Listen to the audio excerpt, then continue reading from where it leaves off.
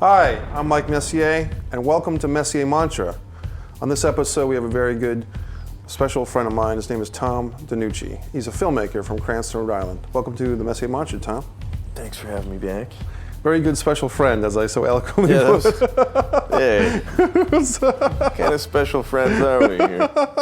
But we were just talking on the last mantra about your film Almost Mercy, and there's a lot of information, so let's get right back into it. Let's jump in.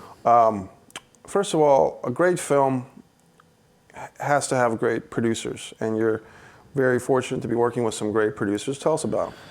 Yeah, the backbone of any movie is certainly the producers who get behind it from inception, and kind of like they're there to get your back. They're there financially, they're there to support you with talent, they're there to sign deals, they're there to help you book hotel rooms for your actors, they're there for everything. So for me, right off the bat, to have a guy like Chad Verdi, who's producing films with Martin Scorsese right now, the guy's currently in Taiwan on the set of Silence, the next Martin Scorsese feature. So to have a guy like that in my corner who's willing to kind of step down and help me with these smaller films, that's a tremendous sort of card that you can play. It's great to have guys like Seth Rosenblit, who helped me with Army of the Damned and produced that film with me, and to have him sort of do back-to-back movies of mine shows his support and his love for filmmaking. David Gear is a guy who has always been there to be the guy at the other end of the phone. If I have anything going wrong with me, or if I need something, or if we have a problem that we can't fix on set, he's definitely the if you need to help, if you got to bury the body at 3 a.m, I'm calling David Gear up and saying, hey, get your shovel, meet me in Cranston. Right. And then I had a newcomer make his very first film with me by the name of Michael Chase, who came on, and we had worked on a couple of things in the past many years ago, and it was great to kind of rekindle things on this one. And finally, we had always talked about making a film together, so to finally do that was really great, and we hope to make another film together down the road. So that was the producing staff, and they had my back, and of course David Lucier, who is kind of like if this were baseball, he's almost like a player manager, right? Because he's a producer, but he's also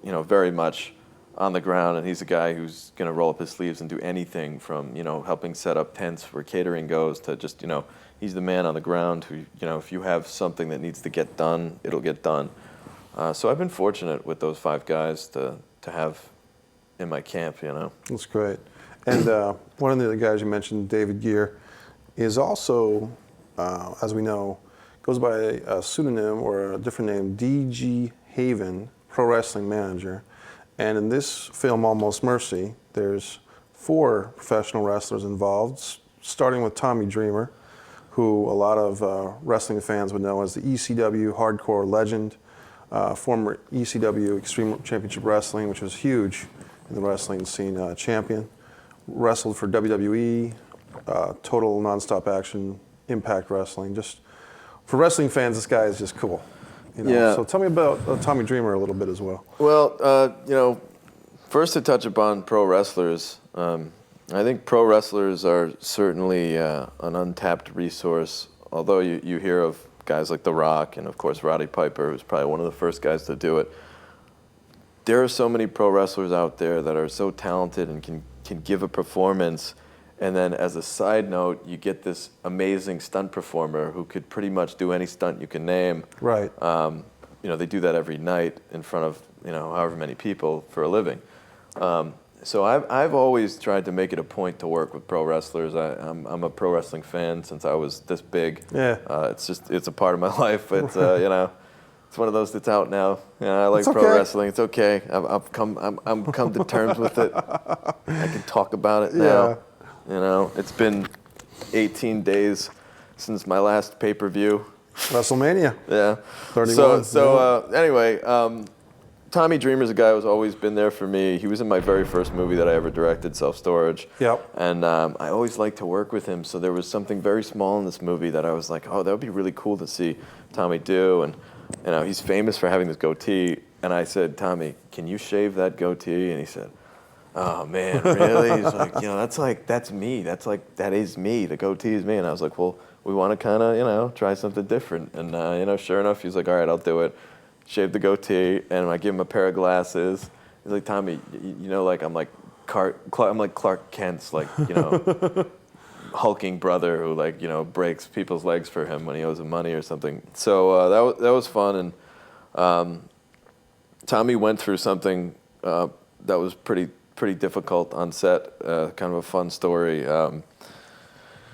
We had a hanging on set. Tommy's character, not to give anything away, he deals with some issues, and there's a hanging involved. And that hanging was supposed to happen in a garage. Yeah. And sure enough, we went to do the hanging, and the second we tried to put any weight on this thing, and it was tested. Right. This was tested. And it just goes to show you that sometimes you can test something time and time again.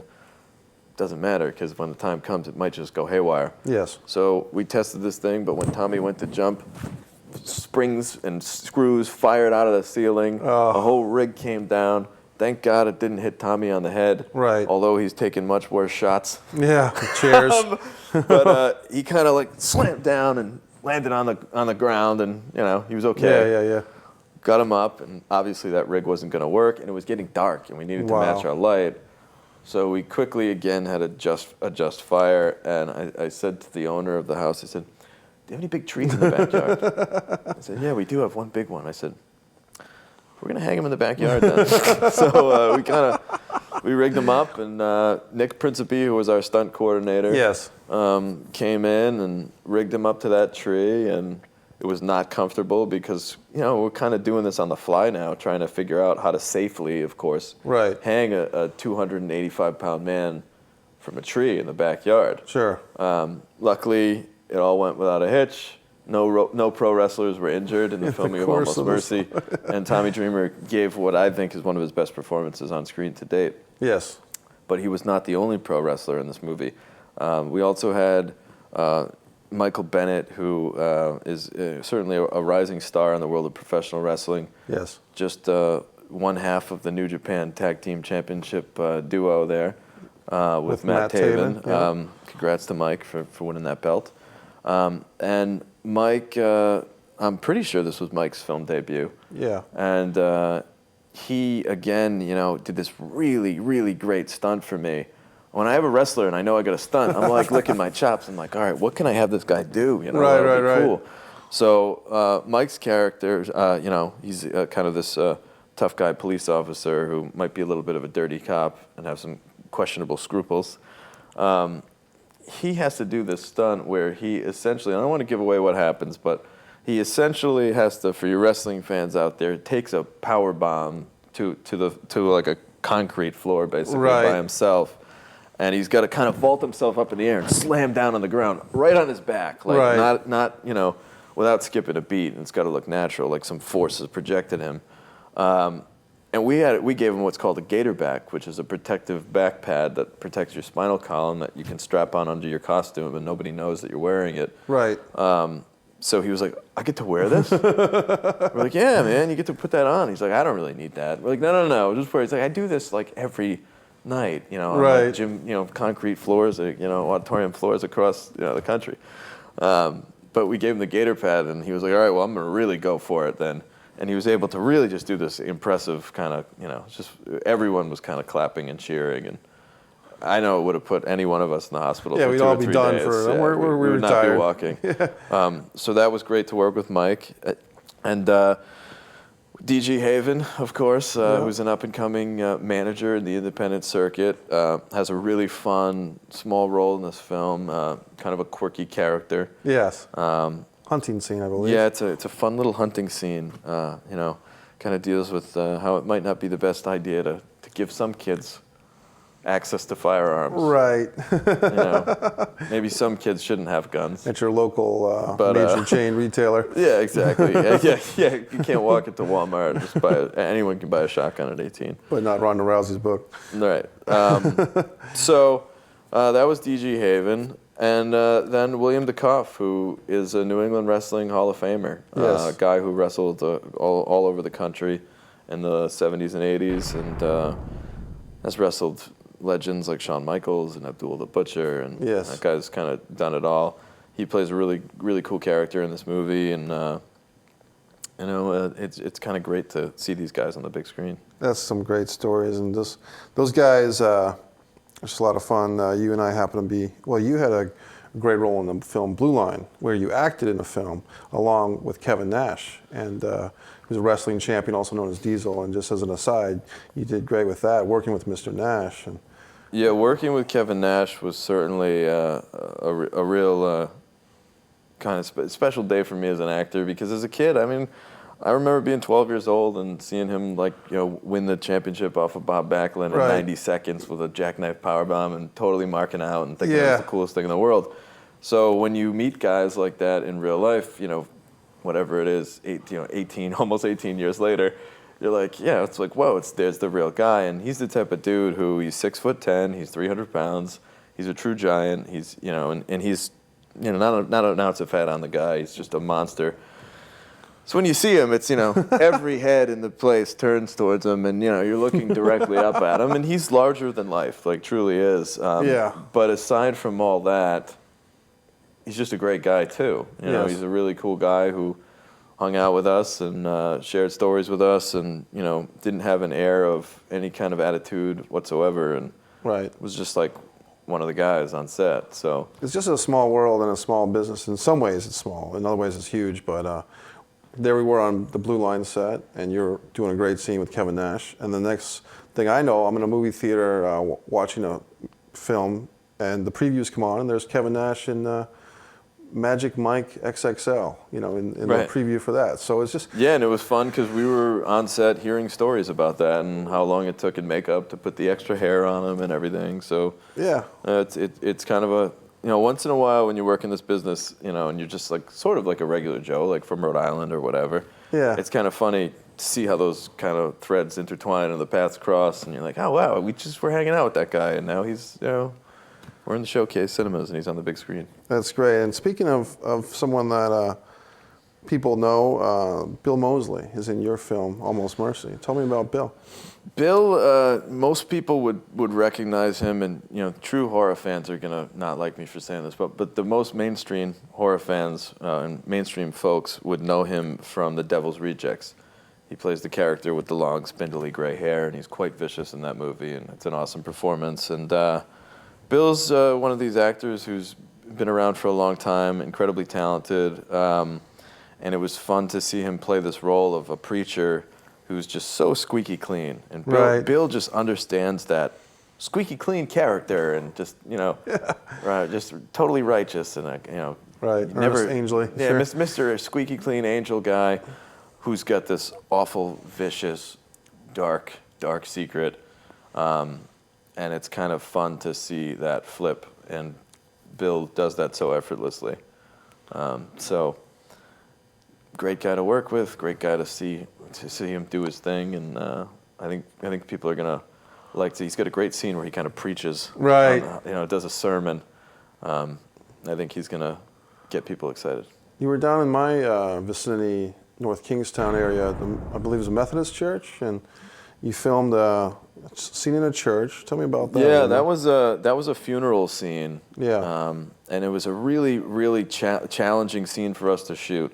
Again, one of those scenes where it was probably like in the script for the budget we had, like this was a scene that should have been cut because it was probably a little too ambitious, but we were like, okay, we can do this. We were able to get a lot of extras to help us fill the place up. We had about 100 extras, jam-packed, all in suits and dresses for a funeral. We had Ryan Nardolillo of Nardolillo's Funeral Home help us out, get some really great props that kind of put us over the top. You know, everything from caskets to the pulpit to where you sign in, and floral arrangements. They were so great to us. And we have this scene all set, beautifully lit by Brandon Maxham, and everything just looks so great. We're ready to shoot. I'm about to call action, and the fire alarm goes off because we were fogging the place up, to get kind of those dramatic beams of light. And there comes the North Kingstown Fire Department. Geez. I'm like flipping out. I made a bet with one of my guys, and I lost the bet, and I wanted to punch him because he won the bet. I was like, the fire department's not going to come. He's like, oh, they're going to come. I'm like, they're not going to come. The fire department's coming. I'm looking at him, and you know he rubbed it in my face big time. I'm not going to give him the satisfaction of saying who it is, but he knows who it is. And that kind of slowed us down for a little bit. But I got to say, the North Kingstown Fire Department showed up. They said, what's the deal? Oh, this is clearly not a fire machines. All right, we're gonna shut down the fire alarm, and we'll be on standby so that if anything really goes wrong, we'll be right here. So they let us finish out the day, and no problems. And it's just another case to show you that Rhode Island really gets behind their films. South County style. South County style.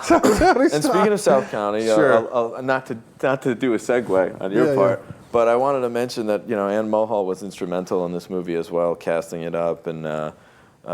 Producing this in association with LDI Unlimited. And she spent so much time just making great casting choices and helping me get together a really great core of people that made a hell of a cast, and especially the two little kids in this movie. Yes. A couple of child actors in this film, Jonah Copolelli and Eva Sinersha, who play the younger versions of Emily and Jackson. Who are the two main characters. And these kids were just like so ahead of their time and like so mature and advanced and really talented and could take direction really well, and just kind of amazed me. It was really fun, and this was kind of the first time that I ever worked with child actors and got to see what that's like, and it was really refreshing to me to kind of to work with these kids and see what they can do, and they were phenomenal, and I think people are going to be impressed with their performances as well. What's the special consideration, or are there any, for working with kid actors in your experience? Well, you have to understand that, they're not adults, obviously. So, right.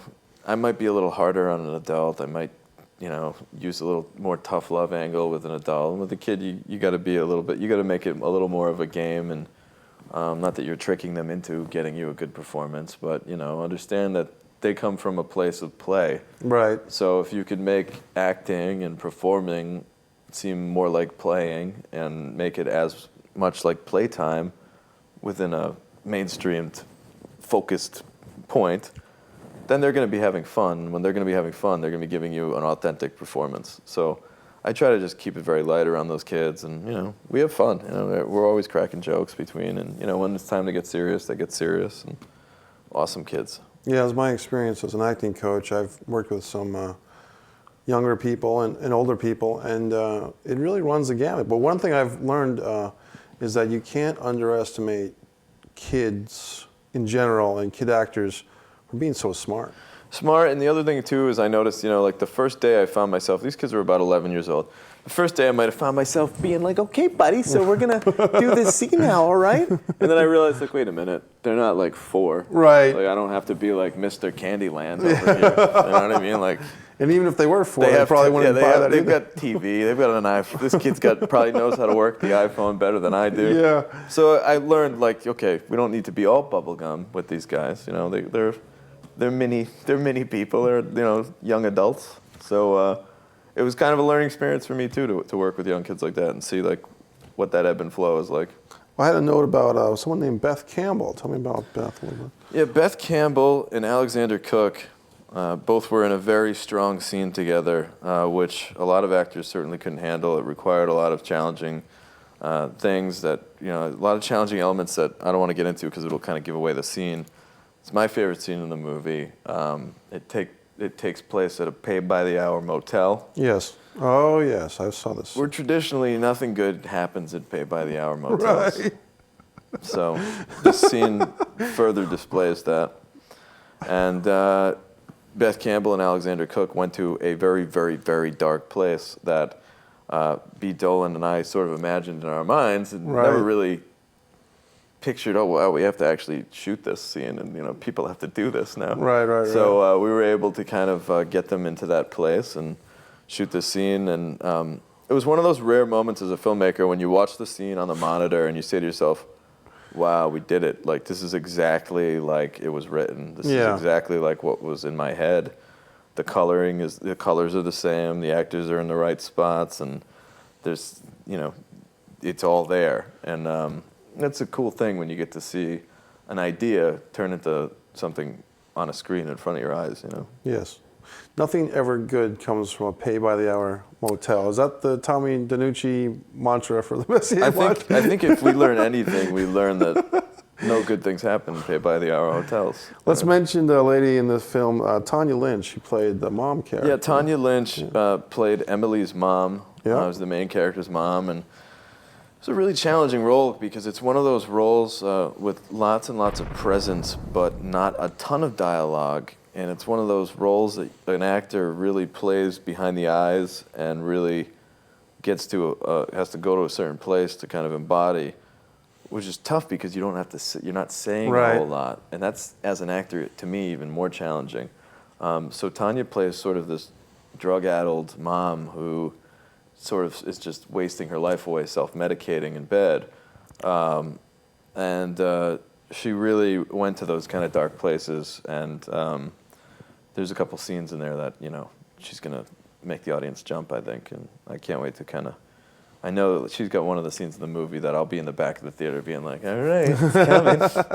It's coming. Here we go. You know? It's amazing.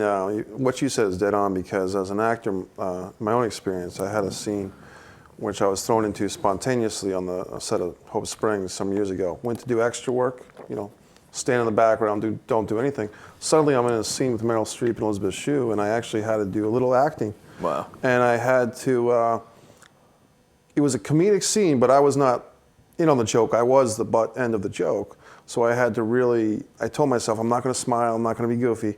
I'm gonna go dark in my own mind and not even enjoy this day. I'll enjoy it later, you know, because it's just such an overwhelming experience. But an actor has to go places that most people don't want to go. And for Danielle and Jesse, your leads, and everyone involved in this film, and yourself, I mean. Yeah, I think you just said a mouthful, Mike. I think there's a big misconception with the general public and even young actors who are trying to get into the business that acting is this glamorous, fun, exciting thing to do, and every day is like ice cream on set, and we're all smiling and have the laugh, and then we all go out drinking afterwards. And that couldn't be further from the truth. To be an actor and to really do it the way it's supposed to be done, and to handle the craft with respect, and to actually go to those places where those characters on those pages are written to go, it's not always fun. No. And it's not always exciting, and it could really mess you up. And I've seen some actors at the end of the night, you know, when we're all partying and trying to have a good time, just say, I'm gonna go home. I'm right. You know, like, and they're really just emotionally beat up. And at that point, you know, when you achieve that point where you don't feel like partying with everybody because you got to go home because, like, you're just that much exhausted from what you put out on screen and on that day, that's when you did it. You know what I mean? That's acting, not the whole, like, you know, let me take a Facebook picture of myself on set and post it and try to get 100 likes. You know what I mean? That's not acting. When it's almost like lifting weights, which work to failure. You know, work to that final rep where you can't bench press. You know, talk about it's like that. I mean, this is a weird reference, but it's a lot like, you know, it's like the guy who wears a tight, skinny T-shirt to show off his muscles, or the guy who doesn't need to do that, but you know he's big, even if he's wearing a sweatshirt. You know what I mean? Like, the real actors, they're going to go to that place, and the proof's in the pudding because their performance is just going to be so much better, you know? I think people, especially with Danielle and Jesse and Fred Sullivan and the actors in this movie, are going to really know that you took them there. And what I'm interested in, and we have about 4 minutes left on the show, is did you, as director of this piece, go to those dark places yourself? Yeah, there was one scene in particular that dealt with some tones that I don't even want to mention because I want to save it all for the movie, but it was very dark stuff. And there was one moment where, and by dark, I don't mean like Boogeyman, I don't mean Freddy Krueger, I mean like sick stuff that humans do to other humans that's just horrible. And we're kind of showing that on screen, and there was a moment where I looked at the monitor and I got the chills, and I kind of said, like, whoa, I had to, like, kind of take a breath and get through the scene knowing that this was so messed up that I'm trying to even capture on screen. And it was weird for me, and that's the moment when, you know, not to cash in on our emotions, But that's when I was like, okay, I did this right, because Yeah. I was messed up by this. Like I almost like couldn't look at what I was looking at on the monitor. Right. So when it's like that, without any score, without any sound effects, without any music, when it's that chilling, like just raw in that form, then I think you did what you had to do. And I just wanted to mention too one more actor that we didn't talk Please about, do. Eric Ninehouse. Okay. And also Tess Deegan, who played Jackson's mom and dad. Yeah. Those were kind of tough roles, because again, Jackson's mom was kind of this cigarette smoking kind of tough lady who really didn't put her kids number one for sure. And Eric Ninehouse was playing a man who was rendered to a wheelchair and didn't have the use of his legs. So it's always challenging as a performer, and he went to some dark places as well. So I mean, I can't say enough about the cast. I mean, everyone was tremendous. Real quick, we've only about 2 minutes left, but this film, as you said, was it in July? It'll be on. In July, it's going to be out on Netflix. I believe the date is July 27th. Sometimes that changes, but look for it late July on Netflix. And in May 29th, you'll be able to get it on video on demand on most of your major cable providers. And also you should be able to get it on the Xbox Network and PlayStation Network. And for you old-timers who want to hold the DVD, you can get that in July. I believe it's July 17th. It'll be available online, Amazon, things like that. And also iTunes. Let's not forget iTunes. Nice. You can get it right on your little iPhone that's destroying mankind. I don't even have one, man. But the DVD I think is cool because people can find you and your stars and have them sign if they're in the. That's the true. city, You can't sign a file. Can't sign a download. You cannot. So now I'm going to put you on the spot because we've got about a minute left. All right, and here of we go. all the knowledge, the experience you've had making films for the last 10, 15 years, what's a mantra, Tom DeNUCCI, for the Messier Mantra audience? Keep your head down. Don't pay attention to anybody else, and go out and make your movie. I've seen a lot of people who have kind of done woe is me and complained from the couch. Yep. But they don't just get out there and make a movie, even if it is with your phone Right. and 2 friends and a couch. Like, do something. It's not rocket science. Yeah. It's filmmaking. Go out and do it. That's great. Anything else? We got about 30 seconds you want to say to the audience watching and looking forward to Almost Mercy? Big shout out to Cranston and everybody in my hometown who kind of came together and helped me make this movie. No movie's made by one person. It was a tremendous team effort, group effort, from the cast to the crew to everybody who provided us with food locally, to the good people at the Rhode Island Film Office, Chad Verdi. It takes a city of people to make a movie, and we had one hell of a town to make this one. Club Mardi Gras was. Yeah, Mardi Gras, which is always John Reedy over at Mardi Gras hooked us up, and it was great, man. We had a blast on this one. Almost Mercy, coming soon from director Tom DeNUCCI. Thank you so much, Tom. Thank you, Mike. Great being here. Yeah. Thank you for watching Messier Mantra. We had a very special guest, Tom DeNUCCI, filmmaker from Cranston, Rhode Island, and we look forward to seeing you on the next Messier Mantra.